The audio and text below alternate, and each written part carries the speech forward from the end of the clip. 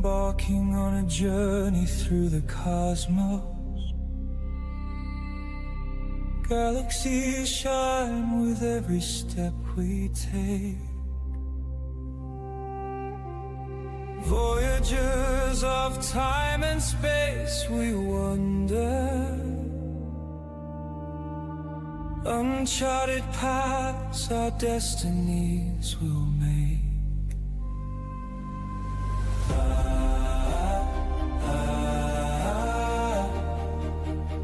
Drifting through timelines,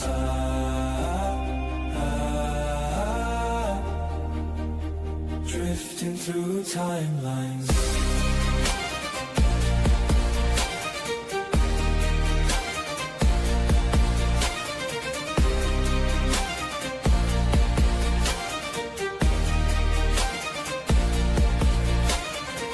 Stars unfold their stories in the twilight.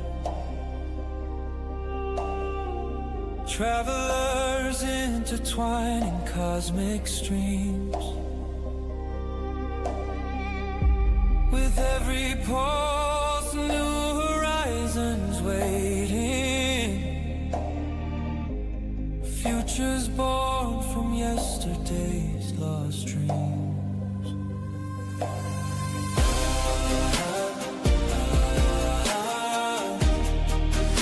Drifting through timelines,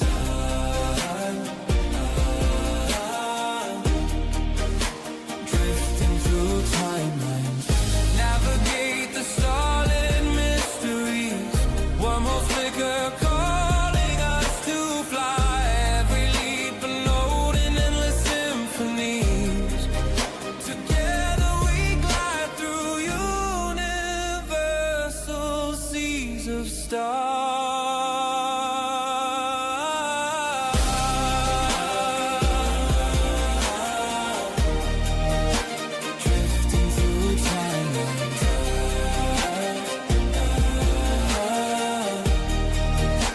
Drifting through timelines.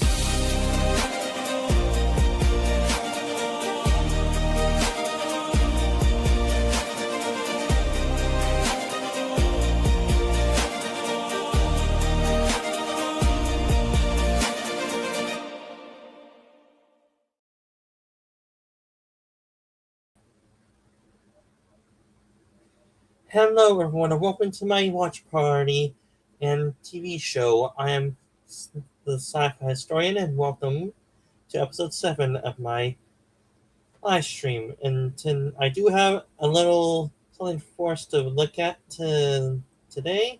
Let's see if I'm able to set this up correctly, so please stand by, ladies and gentlemen.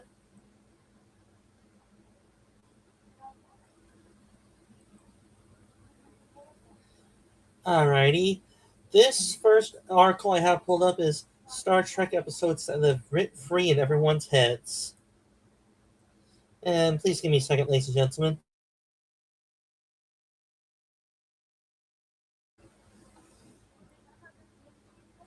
Alright, then first up on the list, let's see here, we have The Inner Light turns a high-concept premise into something simpler. I haven't seen much of Next Generation, so this one probably is rent-free in your head if you're a hardcore Next Generation fan. I'm not. Then up next, let's see here, we have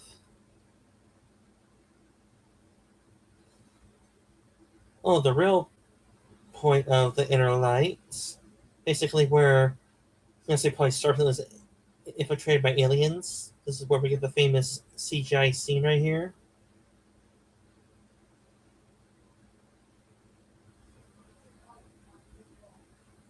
Or is this the one? Is this the season finale of the Next Generation?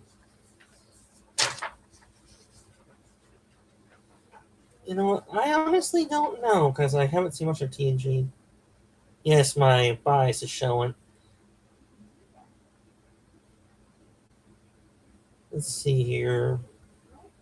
Yes, let's see here. Is this all on the list?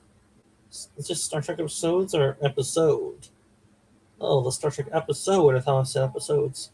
Oh, I misread the article. Sorry, everyone. I'm going to go ahead and remove this article because I thought it was something I did not actually fully understand. Let's see if I'm able to find something else.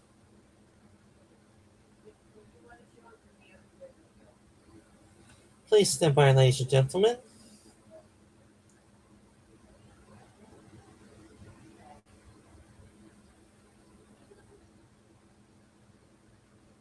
Let's see here.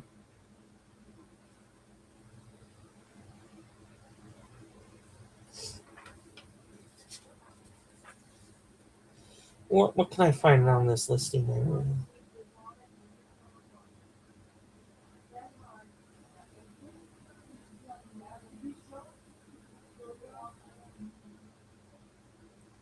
Let's see here.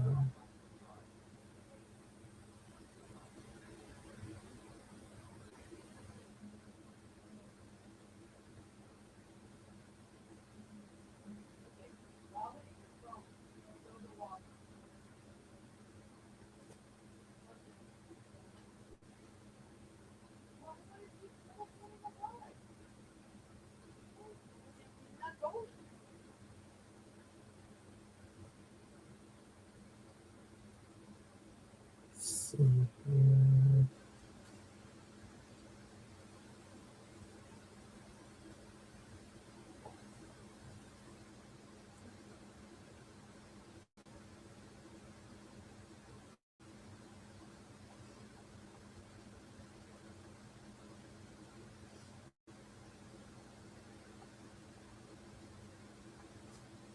All right, I have an article for us to check out here. Hopefully, we will enjoy it. Can you please stand by, ladies and gentlemen? All right, if I'm reading this one correctly, this listing is the strongest characters in Star Trek.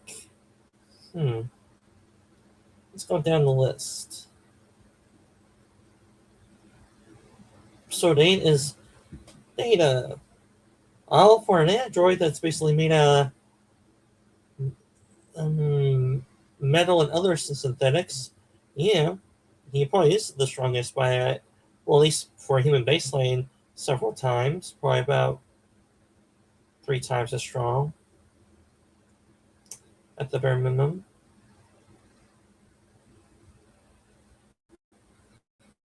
And according to this article, he has survived phaser blasts, explosions, and even time travel, proving his durability is as impressive as is his intelligence. Data's power isn't just physical, his ability to adapt, learn emotions, command starships, or jury-rig tech in a pinch makes him a standout and a fan favorite. Then up next on the list, let's see here, we have Greg Mitchell, if I'm saying his name correctly, a former Starfleet lieutenant. I think this was one of the pilot episodes, I think it was, yes, where No Man Was Gone Before. I haven't seen this episode before. It's where this lieutenant becomes infected or gains godlike powers. And the TOS crew have to stop him, or at least Kirk does, before he becomes so damn powerful that they may not be able to stand up against him. Then up next on the list, let's see here, we have the Organians. Please stand by, ladies and gentlemen.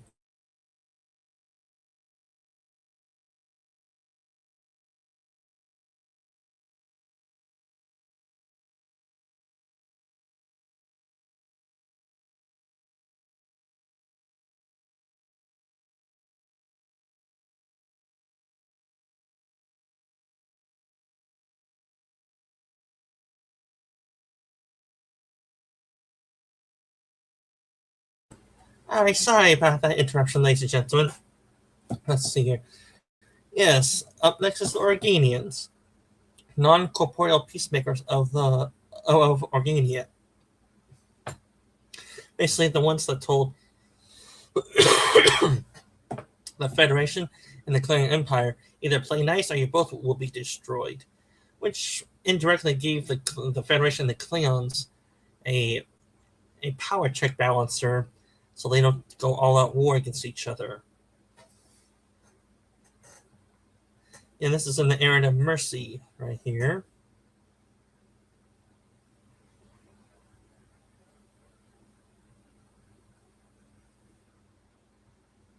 Alright, then up next, let's see here. Oh, the Traveler. Basically, the most abstract character almost in all of Star Trek. And basically it showed the potential of Wesley Crusher's character, everyone's hateable Next Generation character. To which I just found Wesley too damn naive. I did. Very, very naive. Even though they say he's highly intelligent. Sure, he may be, but he's also stupid sometimes.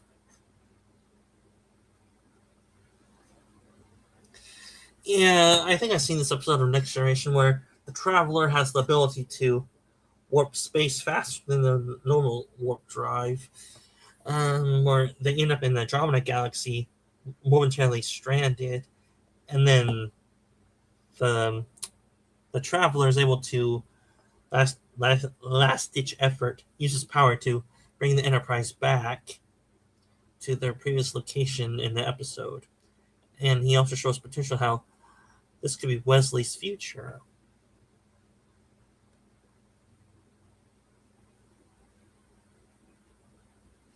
And then up next we have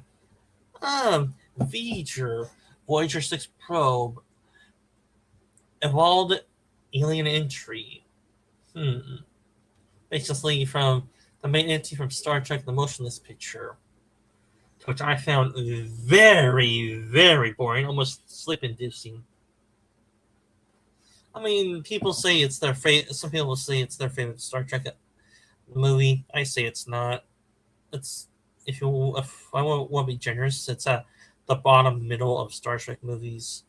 It is. And call me a action oriented guy. They say it's deeply philosophical. Okay, great. But can you at least show some more action scenes into it? And they say, what do you mean it has a few action scenes between the Klingons towards the beginning of the movie, and then where V'Ger attacks the Enterprise with its energy weapons. Say, yeah, but those are few and far between.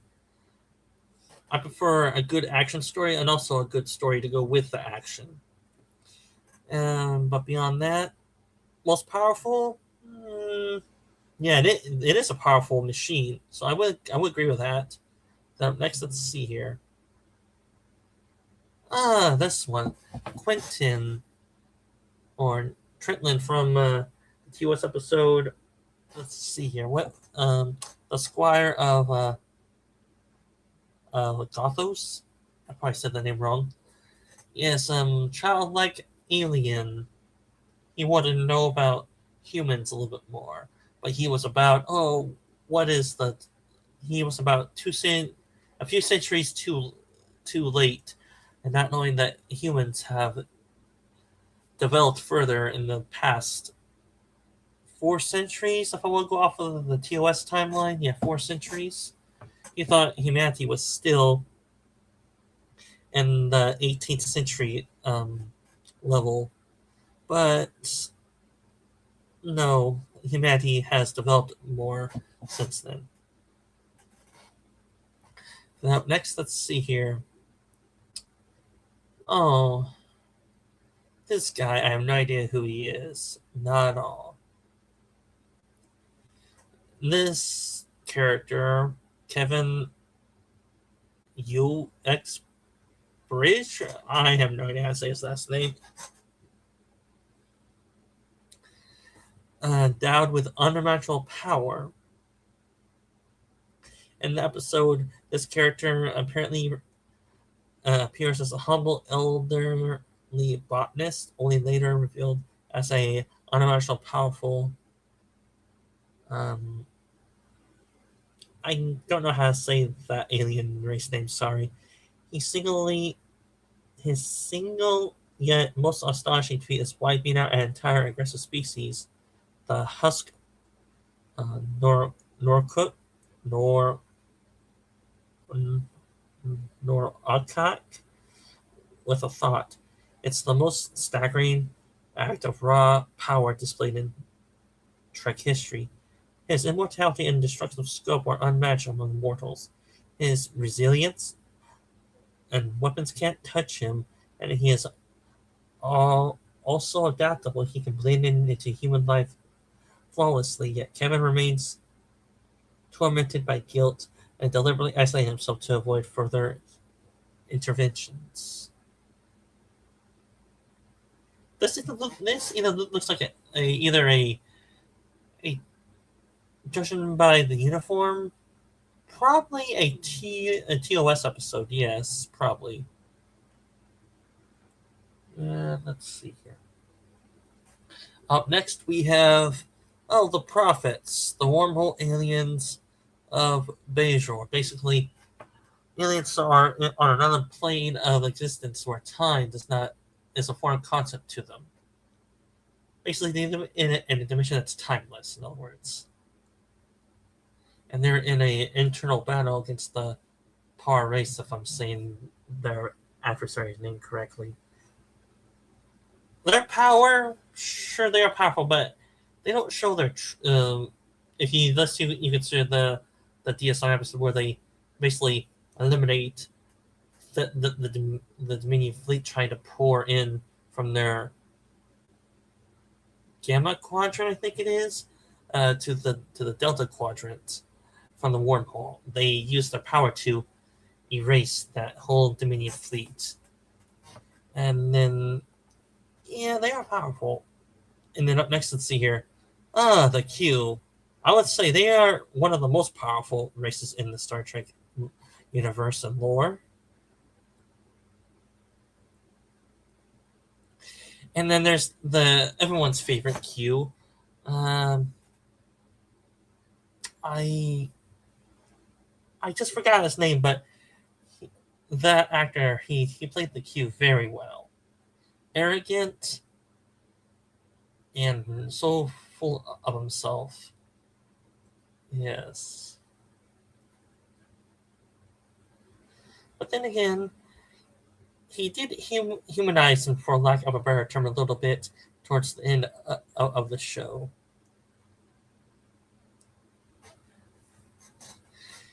Yeah, so I would agree these are some of the most powerful. Let's see here. Alright, that concludes this list. Please stand by, ladies and gentlemen, while I pull up another one for us.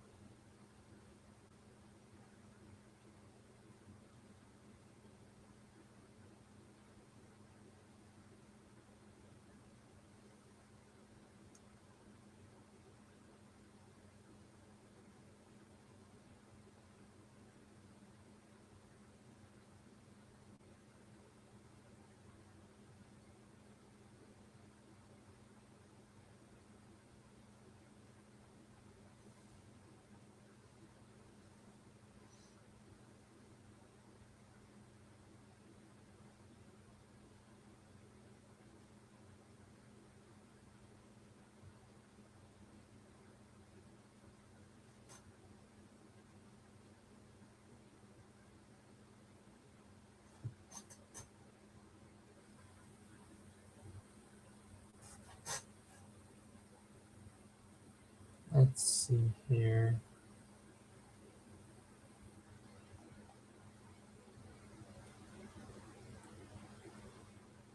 Hmm.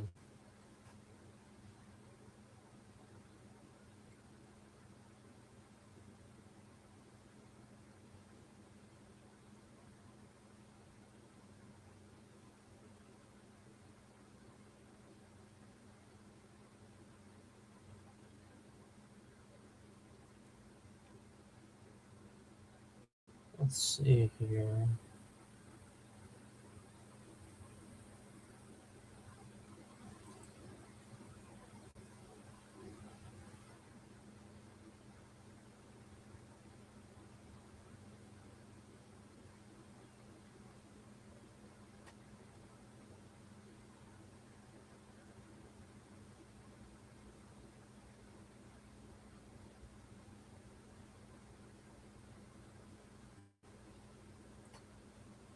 Alrighty, let's see here.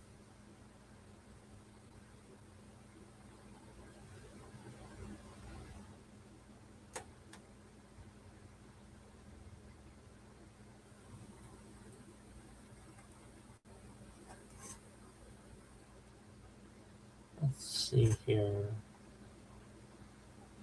I'm gonna try to look up something else.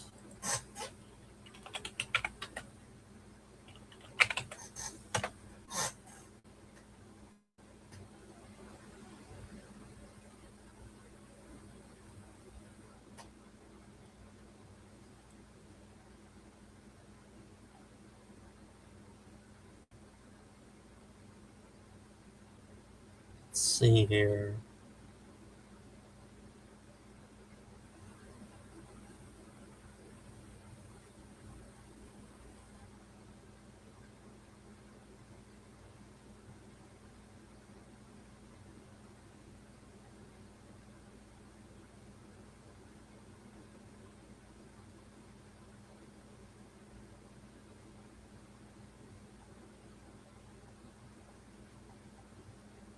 Alright, I have another article for us to check out. This one would be, let's see here. And a franchise that's close to my heart, but is long since passed, dead. 10 strongest green lightsaber users in Star Wars ranking, according to this author. This is gonna be biased as hell, too, probably. Then, what do they have first up on the list? Luminary Unduli was a wise yet detached Jedi Master. Well, if you count her in the Clone Wars animated show, yeah, she was a good duelist. She kept pace with Asara's Ventress. Even though my opinion of Star Wars The Clone Wars TV show is mixed at best. It had some good episodes, but most of it was pretty damn boring, too, though. And then up next, let's see here, we have this author, this article's trying to get brownie points from Disney Star Wars, which I hate. This one, which I'm not even going to try to pronounce her name, deserved more focus on the Star Wars universe. No, Star Wars The Acolyte should be canceled immediately. No doubt about it. Yes, no. Take her off the list immediately. Nothing. But up next, let's see here. I have no idea who this is, and honestly, I don't give a damn who this is. Take him off the list. They say he has a green lightsaber. Yeah, so what? Never seen the show, never will. Okay, up next, let's see here. Oh, Kit Fisto. This one I can see on the list. Yes, he has a green lightsaber.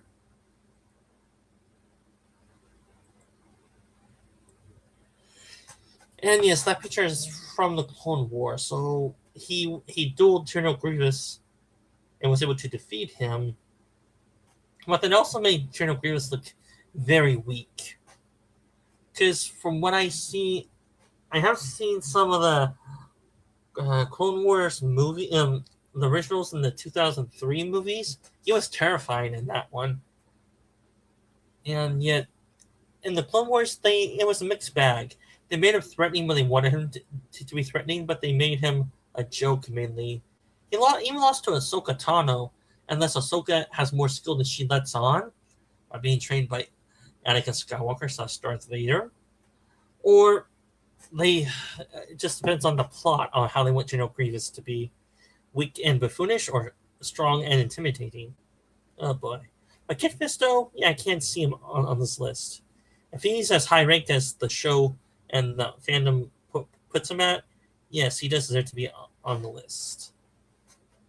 Then up next, let's see here. Yeah, I haven't seen Star Wars The Jedi Tales, nor do I want to. My love for any Disney Star Wars died out long ago. Most of the stuff I hate. I would say, let's see here. Mole Shadowhunter. It's more of a guilty pleasure for me.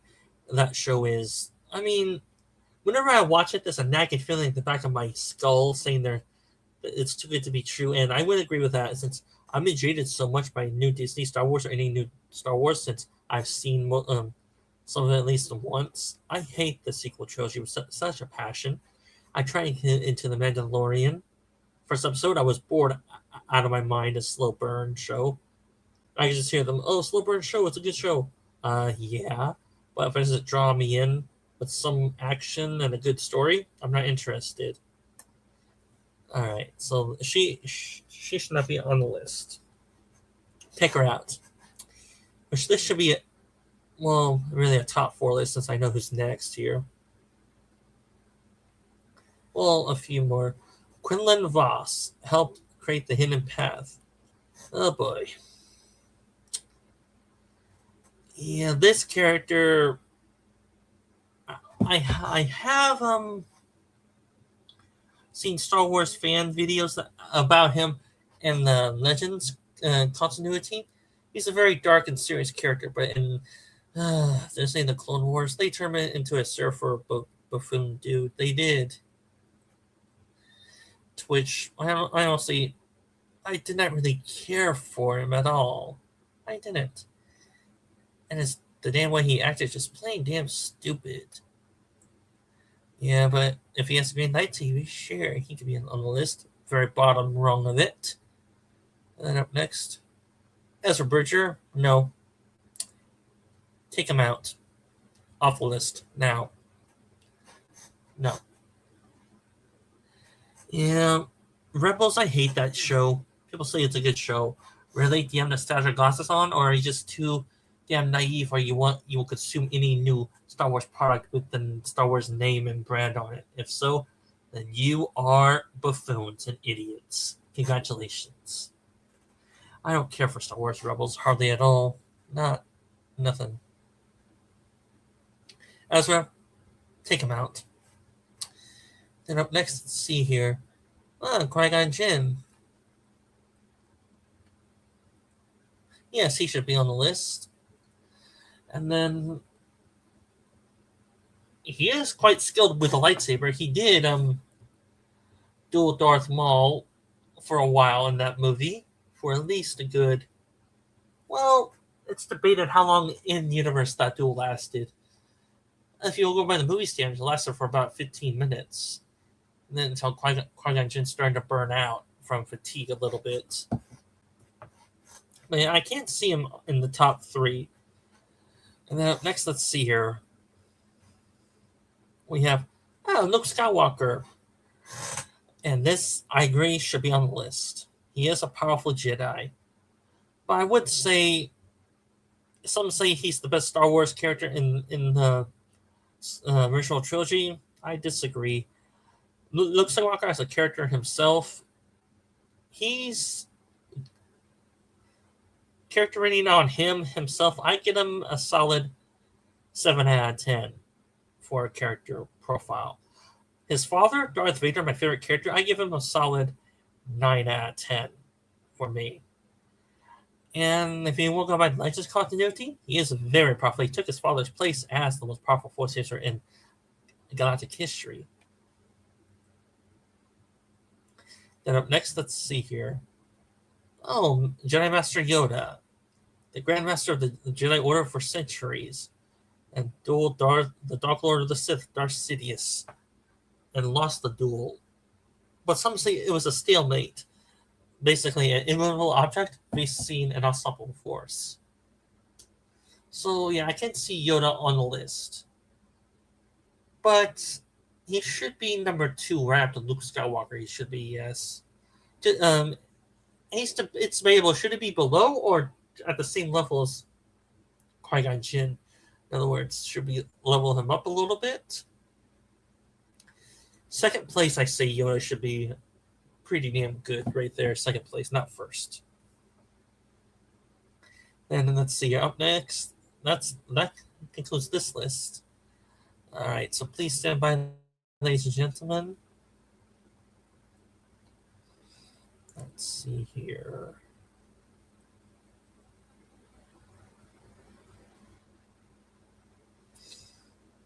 Let's see here.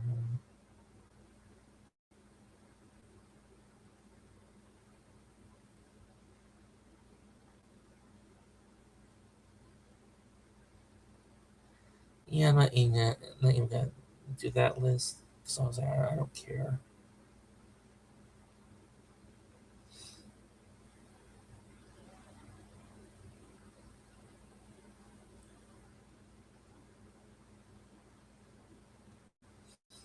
Let's see here.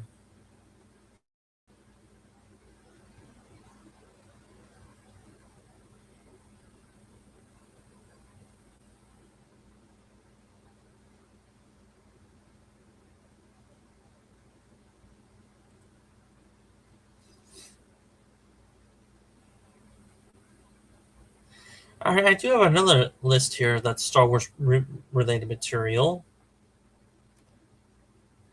And let's go ahead and pull up this ranking list I have here. This is according to this list 10 strongest red lightsaber users rankings. Oh boy, this is going to be biased as hell on the author. First off, we have Savage Press. Not even close. He may be physically strong. I think they misconfused strongest with most skilled. If you just want to do raw strength, I can sort of see it, but skill and strength go both hand in hand for lightsabers. You have to be skilled with the blade to some extent to use it. If not, to you, it's just a blunt.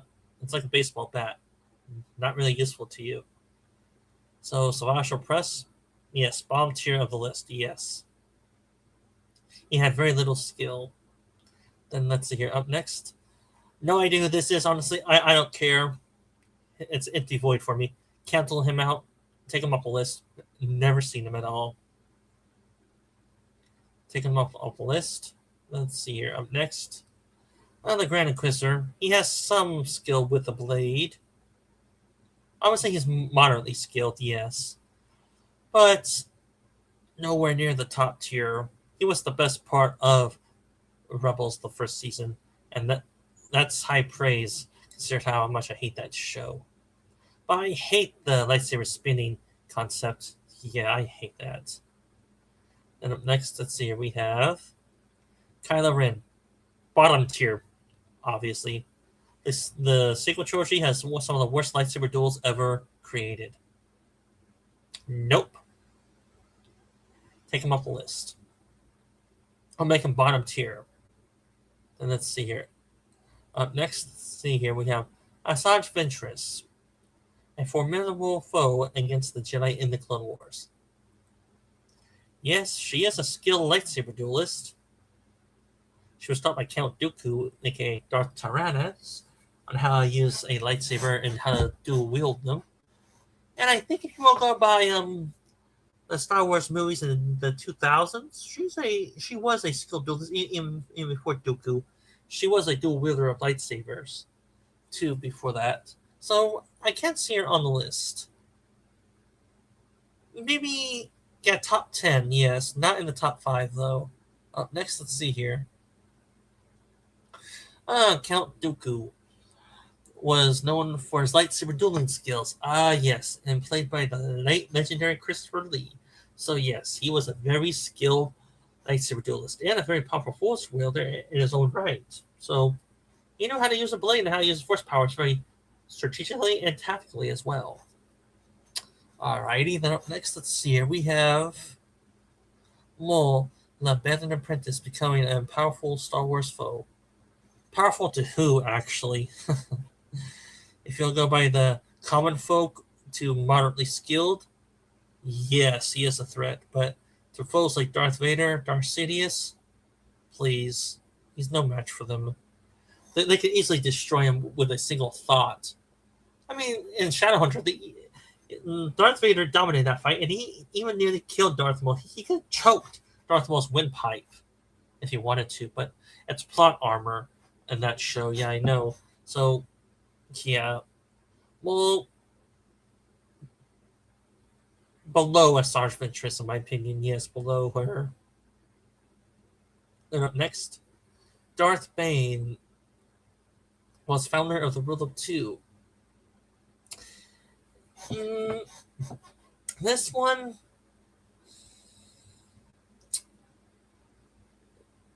yes, I can't see him on the list. But this picture is based off the Clone Wars. I have read the book series with Darth Bane. He is a very interesting character, and he is a skilled duelist being trained by some of the most skilled duelists in during that era that he's in. Former Jedi and now self-proclaimed Sith Lords during that time, where he discovered Darth Revan's holocron and became a Sith Master in lore and legend, and his lightsaber skills became something to be feared even among the Jedi and the Sith of his era. So he was very quite skilled. He was taken out by his apprentice Darth Zana, as was the Riddle 2. So I can't see him in the top 5 here, yes. But maybe not in the top 3, though. Well, hold on. Top 3? Yeah, I was mistaken. Yeah, top 3 should be in. Alrighty. Then up next, let's see here. Emperor Palpatine's plots within plots brought the Star Wars galaxy under his control. This, he does with a lightsaber, but it's more for show for him. And then he mainly is a Force user first, so his lightsaber skills may be a little lagging behind, or a lot lagging behind. So it should be at the bottom of the list. If you want to do pure skill, or if you want to do pure strength, like his strength in the Force and all that, yeah, I could see him on this list, but not this high up. Probably top 10, probably. Yeah, top 10. Then up next, let's see here. This one should be on the top tier list. Darth Vader is one of the most powerful lightsaber fighters in the Star Wars history. Yes, he is. And also my favorite character. And no question about that. And then that concludes this listing, ladies and gentlemen. Alrighty. And now we're going to switch over to a watch party, which I did. It's in the description. Watch party. So I'm going to switch this over to now. I do have set up a TOS episode for us to watch, but before we officially begin or start, please stand by, ladies and gentlemen, if it sets up correctly here, or if it is. Okay, let's see here.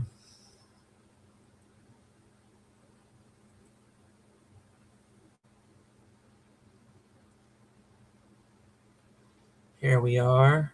Alrighty. This is the TOS episode entitled, well, it's season 1, episode 21, entitled The Return of the Arconians. And we're going to begin the episode in 3, 2, oh, hold on.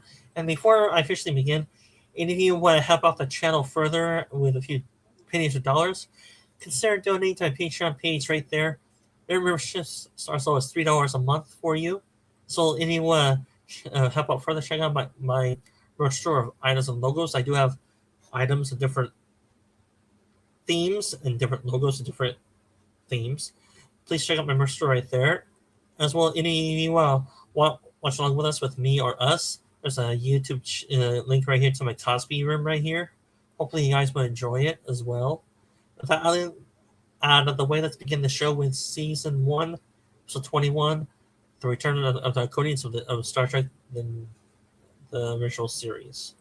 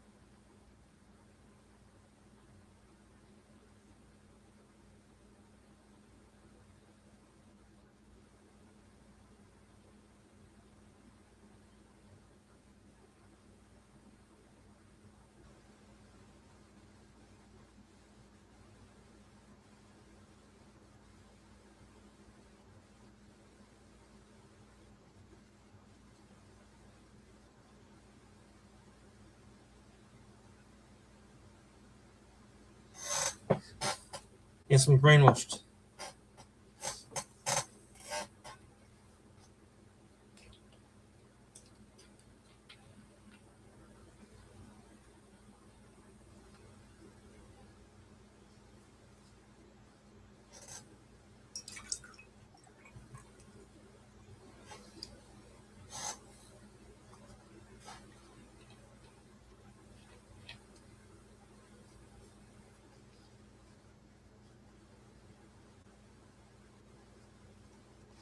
Just say he's dead, but he won't. He's been lobotomized in a sense.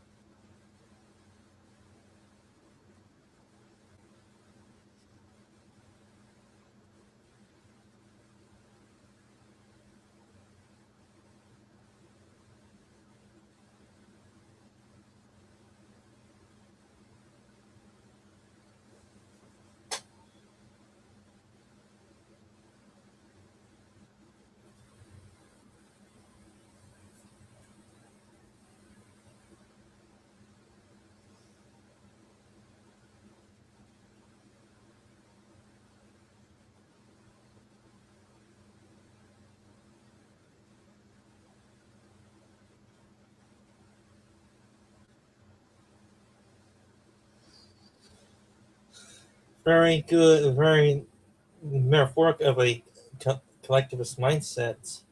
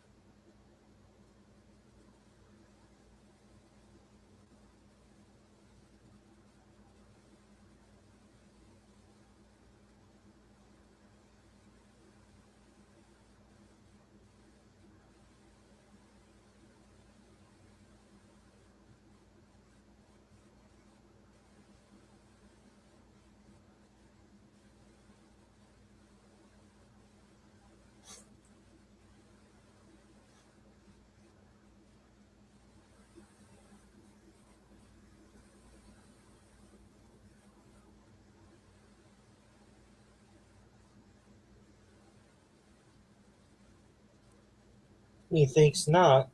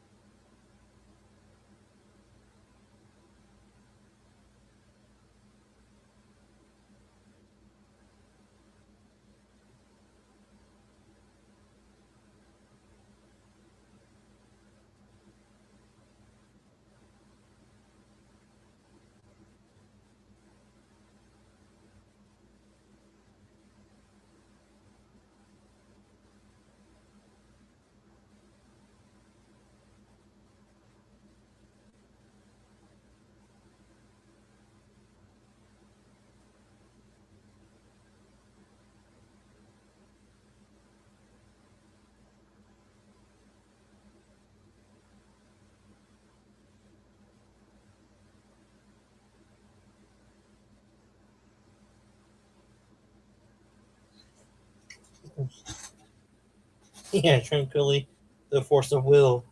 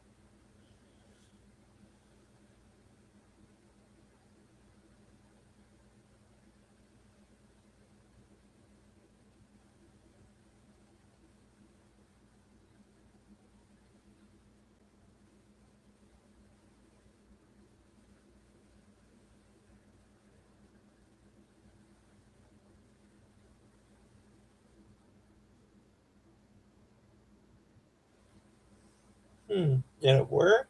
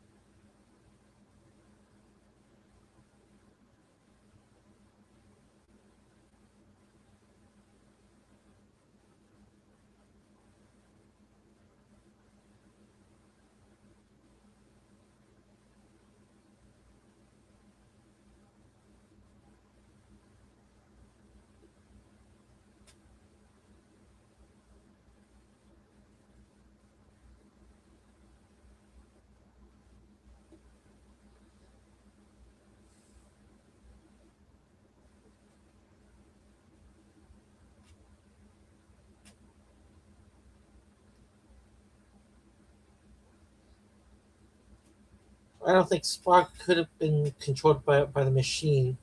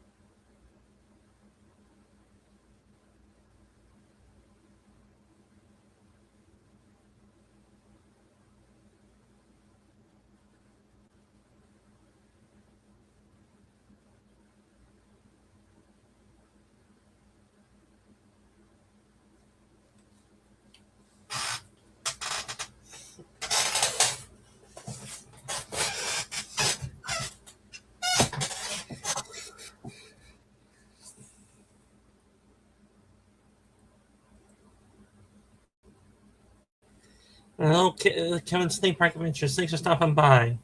Hopefully, you enjoyed the show as well.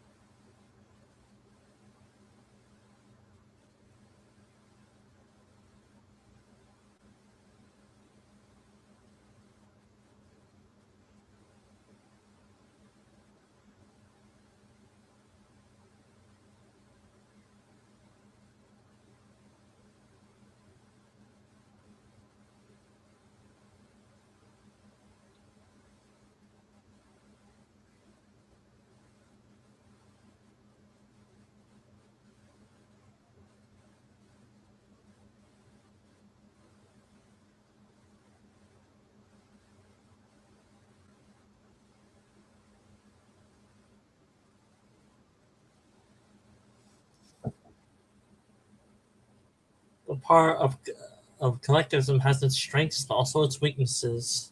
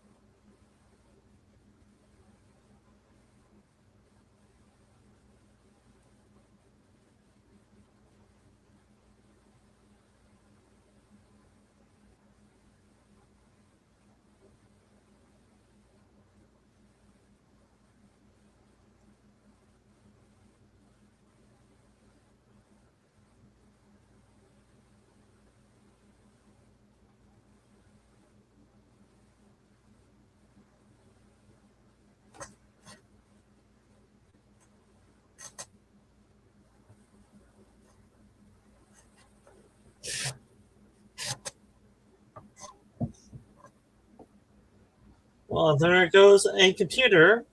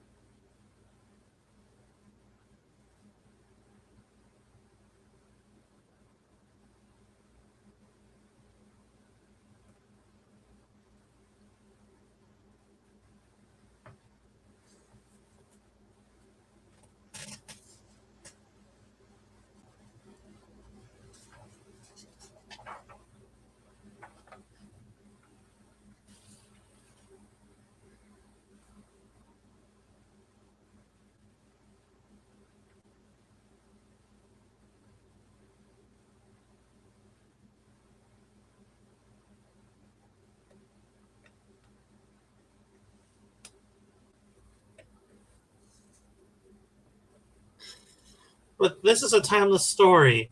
What are you willing to sacrifice to maintain peace, security? Are you willing to give up your own freedom of choice, where you are suppressed with no free will of your own left to make the choice? Because choice comes chaos, but also chaos comes opportunity and learning. And that concludes the watch party and our live stream on my channel. Hopefully you guys enjoyed. And let's give a nice another warm welcome to Kevin Theme Parks Adventures. Thanks for stopping by, Kevin. Hopefully you enjoyed the show. Alrighty. As for me, I am Sci-Fi Historian. On this channel, I cover different sci-fi TV shows and movies. I do cover other lore of other universes as well. I do my sci-fi watch parties on Wednesday, 6 p.m. Pacific time. I post this up for it. I do my live streams usually on Saturdays between 2 and 4 p.m. Pacific time. I try to upload a new video on my main channel towards the end of the beginning of next week. And I do have another channel called Old War Sorcerer Dan. I want to cover Japanese anime or cartoons in general. I'm about ready to wrap up season 3 of Shield Hero. And I'll do that sometime next week. I do the watch parties there on Fridays, 8 p.m. Pacific time, usually after Glen's Walton streams. And beyond that, to everyone that's watching, have a good day and night wherever you are. Live long and prosper, and may the force be with you as always. Until next time, everyone, good night or good afternoon.